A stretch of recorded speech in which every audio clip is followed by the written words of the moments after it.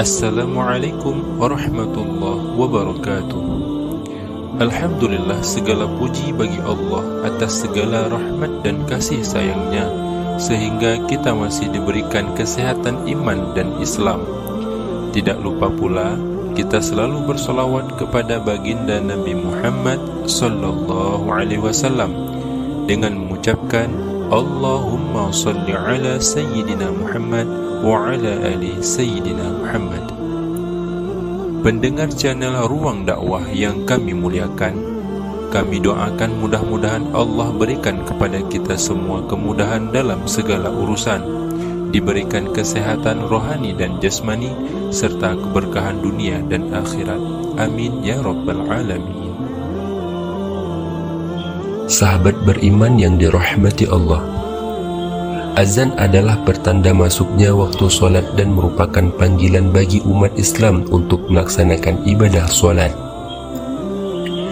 Dalam sejarahnya, Rasulullah SAW sempat mencari-cari sosok yang tepat untuk dapat mengumandangkan azan pada waktu itu, dan menjadi orang pertama dalam mengumandangkan azan.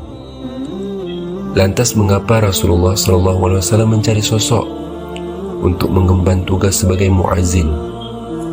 Mengapa bukan Rasulullah saja yang mengumandangkan azan pada waktu itu?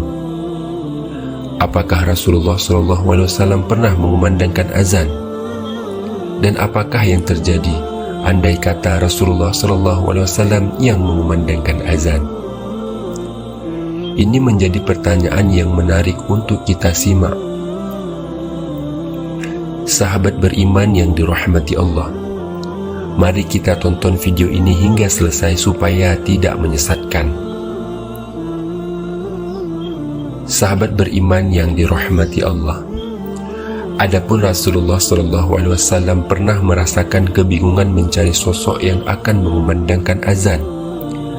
Ialah Rasulullah mencari-cari muazzin yang pantas untuk dapat melantunkan azan untuk pertama kalinya.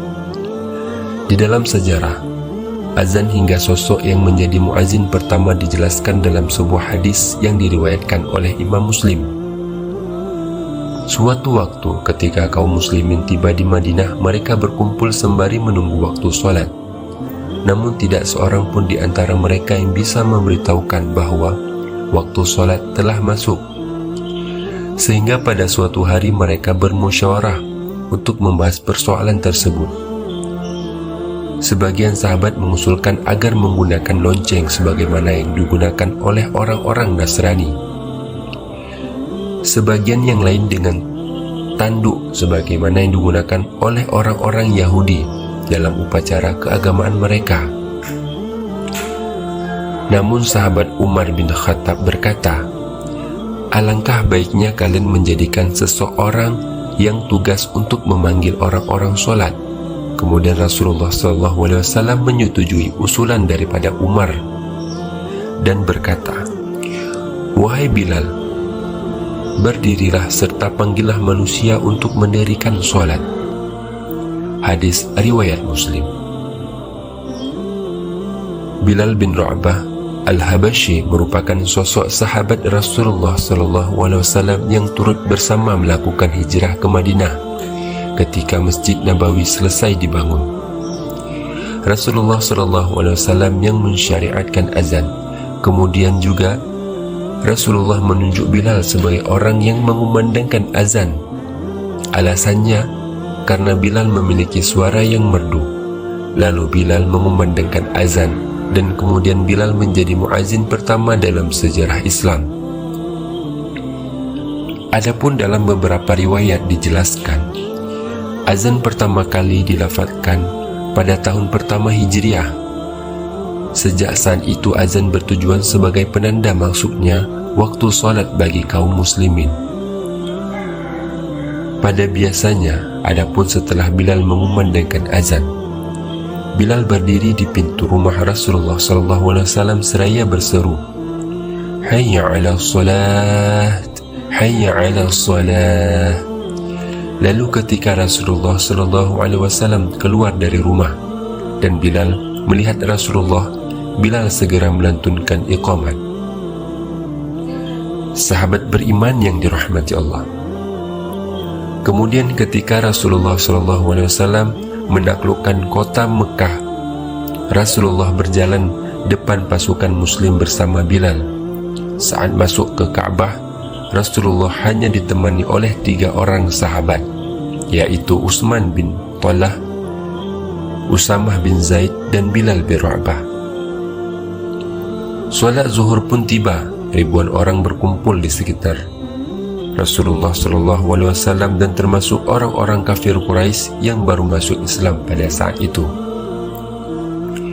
Pada saat-saat yang sangat bersejarah itu, Rasulullah SAW memanggil Bilal agar naik ke atap Ka'bah untuk mengumandangkan azan. Bilal melaksanakan perintah tersebut dengan senang hati, lalu mengumandangkan azan dengan suaranya yang bersih dan jelas. Azan itu adalah azan yang pertama dikumandangkan di Mekah. Bilal memang dikenal sebagai muazin pertama dalam Islam.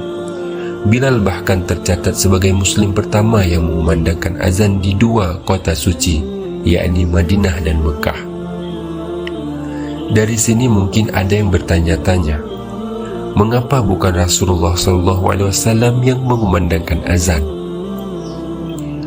Rasulullah SAW ternyata tidak pernah melantunkan azan sebagai penanda masuknya waktu solat. Keterangan bahwa Rasulullah tidak pernah azan dijelaskan oleh para ulama fiqih, bahwa mereka menerangkan perihal keutamaan antara azan atau menjadi imam solat. Imam An-Nawawi di dalam kitab Al-Majmu' menjelaskan, Rasulullah SAW lebih utama menjadi imam solat dibandingkan melantunkan azan. Lantas kemudian Khulafaur Rasyidin juga mengutamakan menjadi imam dan mereka tidak mengumandangkan azan. Dari Imam Al-Baihaqi dari Umar bin Al-Khattab yang mengatakan, seandainya saya berkesempatan untuk mengumandangkan azan saat menjadi khalifah, maka saya akan mengumandangkan azan. Mereka tidak mengumandangkan azan disebabkan mereka sibuk dengan urusan umat muslim yang tidak bisa digantikan dengan selain mereka. Mereka tidak ada waktu kosong untuk mengumandangkan azan.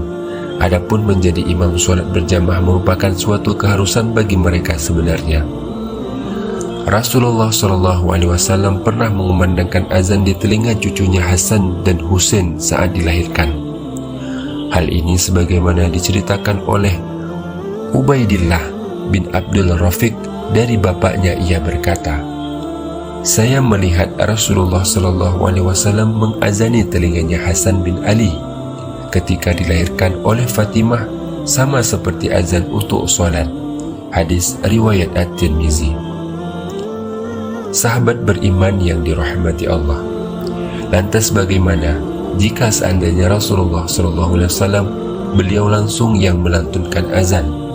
Apa yang akan terjadi? Telah jelas diterangkan bahwa Rasulullah SAW sama sekali tidak pernah melantunkan azan. Bahkan ulama fiqih pun telah merumuskan hikmah-hikmah di balik Rasulullah SAW tidak mengumandangkan azan untuk sholat sesama hidupnya, semasa hidupnya. Jika Rasulullah SAW mengumandangkan azan, maka dikhawatirkan orang yang tidak langsung menjawab seruan azan dari Rasulullah SAW atau mereka orang-orang tidak segera bergegas ke masjid untuk melaksanakan ibadah solat, maka dikhawatirkan itu bahwa sebagaimana dijelaskan dalam Al-Quran, Allah Subhanahu wa Ta'ala berfirman, maka hendaklah orang-orang yang menyalahi perintah Rasul takut akan ditimpa cobaan atau ditimpa azab yang pedih.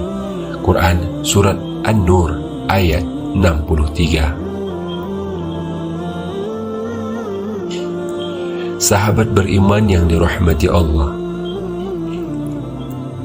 adapun jika Rasulullah SAW turut mengumandangkan azan sebagai panggilan ibadah solat, maka dikhawatirkan umatnya mengabaikan seruan solat yang dilantunkan atau diserukan langsung oleh Rasulullah SAW. Itulah alasan mengapa Rasulullah SAW tidak pernah mengazankan untuk memanggil orang-orang melaksanakan sholat. Alhamdulillah, ini saja yang dapat kami sampaikan. Mudah-mudahan bermanfaat bagi kita semua. Wallahu a'lam bishawab. Assalamualaikum warahmatullahi wabarakatuh.